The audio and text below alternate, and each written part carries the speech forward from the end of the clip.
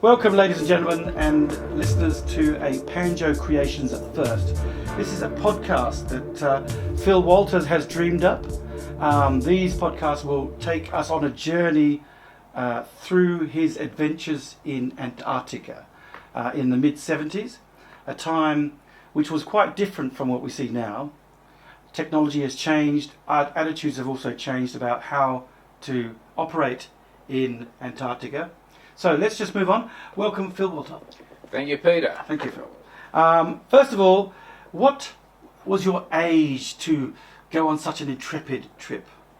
Fresh out of university, 24 years of age. 24 years of age. Now, most people at that time were basically still at uni, getting their first car, enjoying life, and you decided to go to Antarctica. What hooked you into that? All began at university. I managed to get a job with the Bureau of Mineral Resources of the day. And this is a whole nother subject. Yeah. Just to give us a background of why you were hooked to I got the job with the Bureau of Mineral Resources. Sorry, did you say mineral resource or mental resources? Mineral thing. Sorry, just checking. Yeah. And they said in the interview, if you were asked to go to the Antarctic, would you mind? Jobs were pretty hard to get for graduates in those days. This was late 1975. I said, yeah, no problems. Did you actually know where Antarctica was? I had a general idea. Okay, somewhere down south. So a boy from Newcastle goes to uni, gets the option or gets told about a place to go to in Antarctica, and you jumped at it. Correct. All right. So what we're going to do is now is going to skip forward a few months, and we're trying to talk about a specific day in the life of Phil Wolter in the Antarctic station. What's the station called? Mawson Station. Now, this episode follows them chasing the elusive. What did you call Hollow. it? Sorry, hollow. I thought it was going to say empty. Hollow iceberg. All right. Yes. So take us through from the day. What sort of when was it in the year, if you know what I mean? The year was 1976. Yes. Yep. It was the month of November. Early-ish November. We still had reasonably solid sea ice. Just to clarify, around November it's starting to warm up. Yes. We're starting to get into a summertime season. Exactly. Yep. Okay. Balmy conditions. Balmy. What do you call balmy? -5? No. This particular night, about 10 o'clock at night, it was about 4 degrees. Plus 4 degrees. Now this was really something. This is 4 degrees Celsius we're talking about. Celsius. Right, so. On top of that, there was no wind. Now at Mawson, to get a day with no wind is really something, I can tell you. Because it's quite well known that area has extreme winds. We're talking hundreds of kilometres an hour for days. Yes. Yeah. What do they call that? What's the name of that wind called? It's called. There's a gravity-driven wind called katabatic wind. A gravity-driven. And the cold air just rushes off. It gets faster and faster, and by the time it hits the coast where we were, you got a howling gale. Katabatic winds were blowing all the time. Yeah. Where Mawson is situated is on a rocky outcrop that just juts out from the ice cliff coast, where most of the Antarctic coast looks like just massive ice cliff, with a plateau towering behind it, and with mountains poking up through that plateau in places. Now this particular rocky outcrop has a beautiful natural harbour, which we call Horseshoe Harbour. Is it quite deep, or is it? Yes. The ship, when it came in, it had to follow quite a windy path to follow a channel that got you in there. But it was quite deep. So once you're in there, you're fairly well protected. Yes, exactly. Yeah. All right, sorry, we had digressed, I'm afraid to say. Well, let's get back to the day in November. It's an evening, and the guys at Mawson Base are sitting around, eating something, just enjoying the evening, and then all of a sudden, there's a rumour. On the notice board, in the dining room, sorry, it wasn't a rumour. There's a photo. A photo taken by our official photographer, Murray Price, also the plumber. And it was of an iceberg with a big hole through it, a hollow iceberg. And when I saw this, I said to Murray, where is that iceberg? He says, points in a northerly direction. It says somewhere out there. You're pointing to the ocean. Yes, yes. Ice-covered ocean. If you're going south, you're pointing to the Antarctic plateau. Mm-hmm. So he said, I can't remember where it was. Thanks a lot, Murray. Is that the sort of thing that Murray does? Oh, I don't know where it is. Yeah, I think it's like an exercise for the camp. Let's go and find this Yeah. this elusive iceberg. Yeah. Well, it was only a few nights later was when we came up to this balmy night. Beautiful night. Plus 4 degrees. Sun's still shining. Okay. I thought, I'm going to saddle the dogs. So I went and saw my most common travelling companion, Gloom, AKA John Tibbets, Tibbets. meteorological technician.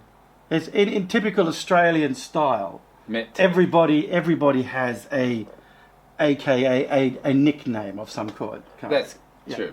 So you and Gloom Decided as soon as we finished the meal, we're going to saddle up the dogs and go. now, ladies and gentlemen, you have to understand when he says saddle up the dogs, they're not going to ride the dogs. The dogs are going to pull a sled. Just to clarify, because it's not a Western where you go, yeah, it's time to go. Actually, we were in the far west, but roughly under Madagascar where we were. Oh, okay. Yeah. So further along, yes. Yes. Anyway, before we went, as a third guide, Dave Scarborough, one of the radio operators, his leg was in plaster, I can't remember why. He said, I want to come too. So, Hop to it. yeah.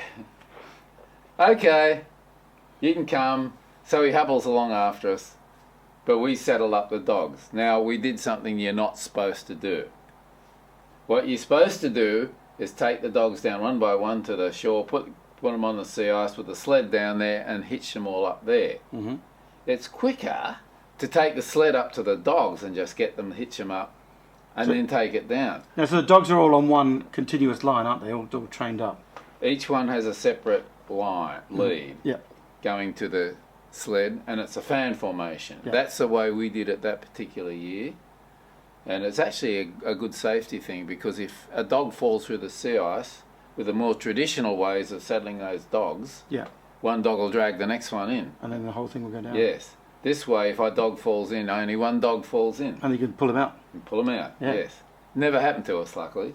But the dogs are renowned for knowing or can smell crevices in the ice. They're uncanny. Sometimes you think you know where they should go, and they know better. Yeah. And you learn, when you're in treacherous conditions, give them their head.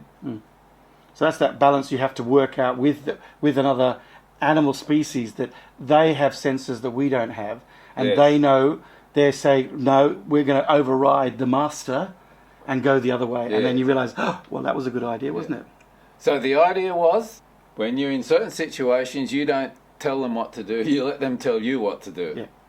Now, where we were when we left off was the dogs were being secured to the sled. Now, you said that this was not the right way to do it. Please continue. We were doing the incorrect way with the dogs. Because Lars Larson said, that's not how you do it. We didn't need to ask Larson to know that. Did you actually have to get permission, just as an aside, to take the dogs out? No. So any Tom, Dick and Harry in there, take the dogs for a walk, blah, blah, blah. Yep. Okay. It was all very informal down there in those days. So we're tying the dogs to the sled on a hill, Yes. which is a no-no. The no-no was what happened next. Right. We took off from up the slope, went charging down the ice, bounced over the rough ice right on the shoreline, and eventually we got out onto the ice itself. At which time, So it's like a mad car skid, getting out, blah, blah, blah, blah, blah. And don't forget, the third man in this had a broken leg and he was strapped to the actual sled. no, we did not take him down the hill. We weren't quite. Oh, that well, that's what it sounded like. But So of you course- skidded down the hill with the dogs, running mad, until you found some Yes. sort of smoother... Generally, you got to this point, the dogs would decide they love to fight. Oh, Dogs okay. love to fight. That's their favourite pastime. They fight just because they love fighting. Anyway, we finally got it all settled. Dave was mounted on the sled, and off we went. Charging up the ice, beautiful night, magic. It's what you go. This is the sort of night that you go to the Antarctic for. When I say night, you know what I mean. It was daylight. Daylight. Because when does it actually sink below the horizon on a day like that? Probably about 11 o'clock or something. Okay, like so you had a that. good few hours of daylight left. Yeah. So you started about 10ish? Yeah, maybe a bit before 10, something like that. I can't remember the exact time. Okay, so we're off. We're All off. three of you. 3 of us Right. and the dogs, All right. which was about 7 I think we settled up that particular one. Charging around the ice, having a good time, looking for the hollow iceberg, but not expecting to find it, because it's a pretty vast distance. We're cruising along, thinking all's nice and peaceful. Suddenly Gloom yells out, "What's that?" I jumped through my skin and said, "What?" His eyesight, I think, was better than mine, but squinting and looking carefully, I spotted it.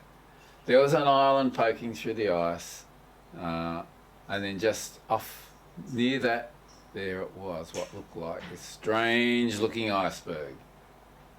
So is it strange in the sense that it's sitting there it's like grounded itself on the island? Clear. So what sort of size was it? Is that just because I forgot what that? Just to ask you, are we talking meters? Are we talking a half a kilometre? Are we what? No. Geez, how big would it have been? About a couple of 100 metres across. Yeah. Maybe, I don't know, about 30 metres up, something like that. So it wasn't too small. It was a very exotic iceberg, unlike most icebergs that you're likely to find over there. So we headed off there. Straight down there. And Yeah. as we got closer, yep, that's it. That is Murray's Hollow Iceberg. Pulled up to it pretty quickly, nailed the dogs down. So they were put in a very specific spot so that we could get on the other side of the iceberg and take a shot through the iceberg. Yep. With the dogs in the foreground. Mm-hmm. Behind that there was the Antarctic Peninsula, and behind that again it was Mount Henderson actually poking up. There's many mountains. So that poke up through the that's iceberg. looking south, back into the land mass. Yes, Okay. exactly. And this whole thing was framed by this iceberg. Yeah. Perfect. So we snapped away for quite a while, but all around us you could hear a buzz. A buzz. Yes, a buzz. But this is Antarctica. There's no other creatures other than mammals and birds around. There are other creatures. Yes. There are other expeditioners on every vehicle that would work, every light enough vehicle that would work. So not a bulldozer or something. So this is like a Mad Max scene where they're all charging across the desert on the way to find this elusive iceberg. That's a pretty fair description. Yeah. The others, from miles and miles away, spotted what we were doing, and they figured out they have found the hollow iceberg, because they all knew we were looking for it. Suddenly they all converged from every direction to us, and in no time there was vehicles everywhere around the dogs. Wasn't quite as photogenic then, but it doesn't matter because we'd already taken our photos. Did you hear the beer open, passed around, and that sort of? I can't remember, but I'm sure someone must have. Someone must taken have. the beer. I'm sure. Yeah. Big So up. every man and his dogs was there. Oh yes. Good one, Everybody's racing around getting the ultimate photograph. Yeah, but we already had that. Yeah. Well, actually, you were number 2, weren't you? Because you weren't the first. Okay, Murray beat us. It's called Murray's Hollow Iceberg. Yeah. They were still there snapping away. We thought, right, it's time to head back. So we loosened up the sled, loaded Dave Scarborough back onto the sled, and off we went. Back to base. So tell us what the sound is of getting going. The dogs are barking. They're excited to go home. There's a lot of are they having a bit of a fight, or they know it's going home? No. They don't normally fight at this time. When they sense they're going home, they just want to get home. Yeah. And the command is when we want to head off. It's ready, boys. Mash. Is it mush, or just mush? Just mush. One mush. Is there a whip with that? You can use a whip. Yeah. We had whips. Now they only came in contact with the dogs, and not in the traditional whip sense. It was just hitting them on the shoulders, preferably. Yeah, it's just tap. Yeah, because you had to know how to hit them in such a way that they would yelp and carry on like little kids, but you weren't hurting them. Yeah. Because there's a strong relationship between man and dog in the sense that they would never attack you. Never. But they do fight amongst themselves like squabbling kids. You say you had to learn to earn their respect. You do. You can't just walk up to them and go, hey, let's go this way. They go, who do you think you are? I mean, when we spotted the iceberg, I yelled out, "Right, Dan!" And Dan, our lead dog, did a straight right turn and headed straight to where we wanted to go. Now, if I'd done that early in the year, he probably would have turned left just to spite me. Yeah, just to play games. Yeah. Oh, he was a fiendish dog, that one.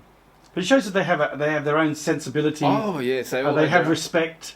They learn to respect you, and they'll do what you want because they can hear the tone in your voice. Yeah. Whereas when you're a newbie, they just get, let's just try this. That's exactly what they do. Yeah. So we're heading back. Everybody's got their photos. It's like is it a race home? You wouldn't race home against the motorised ones. You can't compete with them on speed. They just go. They just go. In a cloud of smelly, dirty, smelly smoke. Yeah. We just had smelly dogs. Yeah. Well, I think I've seen photos of dogs actually peeing on the run. Yeah, those things happen. Yeah. Anyway, we got home pretty quickly because the ice was nice and firm and quite slippery at that time of year. Then you went into the ritual. First off, take the dogs off the sled. One by one, you take them up the hill. And one by one, you put them on the dog line. Right. You then give them a good pat. Let them know that you appreciated their services. Very important. Mm-hmm. Give them something to eat. And it could be their nighttime meal, quite likely. So that's another thing. How often are they fed, as a rule? They get fed once a day with a big pemmican block. So this is this square block of something or other. Concentrated all sorts of stuff. So it's actually designed by the army. Yeah. It's similar to what they used in the World Wars. Okay. For soldiers. So is it frozen or is it just sort of solid? Very hard and often frozen solid because most of the year it's well below freezing. And very concentrated, dehydrated, so the dogs would eat plenty of snow while they munch these things. Some would gobble them quickly, others would sort of salivate and keep them for hours, and they all did it differently. They did get supplements because there's a lot of dead seals and penguins around. Just lying around? They were. Yeah, no, there would be. There would be. So they'd be collected and used as supplements for dogs as well. Was it frowned upon to give them a little treat now and again, because you start to get to like these little guys. Dan the dog, he gets a little bit of extra. We never did do that. At least I never did. Gee, you horrible blokes. Yeah. Okay, so we've got back. You've put the dogs on the line. Yeah. And this is just a line in the sand that's been pegged down. Well, there was two chains going up there, and they were just on a chain off this master chain. And they didn't stay indoors, or when it gets really bad, or no. If a blizzard blew, they would let the snow blow over them to keep them warm from the snow. So like a snowy blanket. Yes, exactly. Oh. We did have to go and inspect them to make sure they were all right in those conditions, but that's how they kept warm. Sometimes a dog might be sick or something. They'd chain them up by a kennel. They wouldn't go inside. Mm-hmm. They'd blizzard blowing. They'd still stay outside. They don't like to be inside. Yeah. No. Yeah. So that's still got that wild animal. Yeah, that's what they're used to, and that's how they live. Yeah. Really, where all the seals and everything go? They all go. Okay. No penguins hanging around. No. Okay. Nothing. All right, so we've got to getting you back to the base. You've tied up all the dogs. You've fed them, gave them a nice pat, and what happens then? You trudge off to your accommodation. Well, you don't go to sleep. That would be dreadful. You go up the dining room. You all sit around and yarn about the trip and argue about meanings of words. Goodness knows what. You couldn't Google anything in those days. And then when you got sick of that and munching food and bullshitting around and drinking, you go to bed then. Oh. So you'd go to bed maybe 3 o'clock in the morning or something like that. Yeah, and then get up at 6 again? In my case, I had a routine for changing records every morning, so I had to get up at a certain time, come what may. Yeah. So you got that? You just woke up. Yeah. Right. That's right. It was just part of your routine. So when you talk about changing records, did they have some sort of recording system that you were dealing with that, and they just take like a tube off and then store this it? was all photographic recording, and this is a topic for another day. Yeah, sure. That's how that all worked. Yeah. But with my magnetic instruments, I actually used the same equipment that they used hundreds of years before. Wow. It's quite amazing. It was Took a lot of training to learn how to use these things. I suppose now it's just press the computer That's right, button and exactly. Yeah, no skill needed anymore. All right. So, Phil Wolter, thank Yes, you Pete. for being our first podcast person for Panjo Creations. We hope to do several more episodes of your great trip to Antarctica. And also you're taking us in a snapshot of a time gone by, back in the 70s, which was a different era. You make me feel old now, Pete. Well, that's okay, that's okay. But if you really were a young, adventurous guy, Yeah. you know, and so, hey, hats off to you. Thank And you. I'm sure, hopefully you did some great work there that we've been able to use in the future. I do have some YouTube videos on this. Are you doing self-promotion now, Phil? Yes. Okay, so actually that's a good segue, because Phil has done several YouTube videos with, what's the one, Frankenfurter the Crazy Penguin? Frankenpenguin. Sorry, Frankenpenguin. Yes, very Yeah. vicious. The dogs, Yeah, there's one on the dogs. and there's another one. Yeah, there was one on the Great Vehicle Rescue Mission where it was just one calamity after another. Yep. This is the sort of professional things that happen down in Antarctica, where a bunch of young men decide to go off and do adventures and then get themselves in all sorts of trouble. Thank you so much, and we look forward to the next exciting episode. Thank you, Peter. We will deliver on that. Okay. And 3, 2, 1, cut.